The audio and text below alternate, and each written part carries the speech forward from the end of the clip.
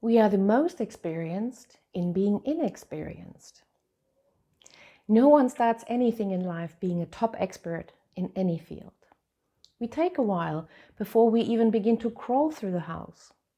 And even crawling starts with insecure and wobbly movements before we get really good at it. Once we are safe crawling, we want more, and so we take the next step and learn to walk. On our way to walking straight, secure, and automatic, we make many mistakes.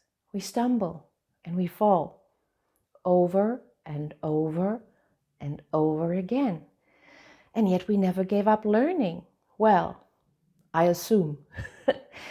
That is how we learn all things in life. We often tend to forget that learning takes time. Whatever our projects or our goals are, we are never perfect at it on day one. What a killer of inspiration and curiosity that would be anyway, wouldn't it? We start off as beginners and get really good at something much later. What helps is to be curious and inspired to learn something new. To accept to know nothing on day one and maybe not even much more on day 365.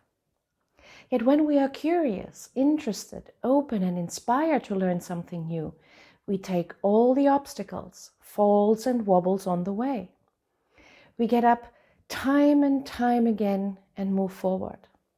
Our passion, our interest, our love for the things we do is what matters most.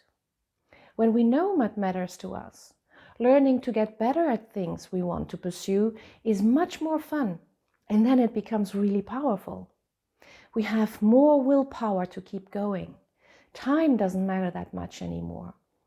We are willing to put effort into creating our experiences, and we are able to persist and not to give up when things get uncomfortable. We have a bigger picture in mind and are experts in learning. So think about what is important to you and why you would rather walk straight instead of crawling. And most importantly, enjoy the ride as you learn and do.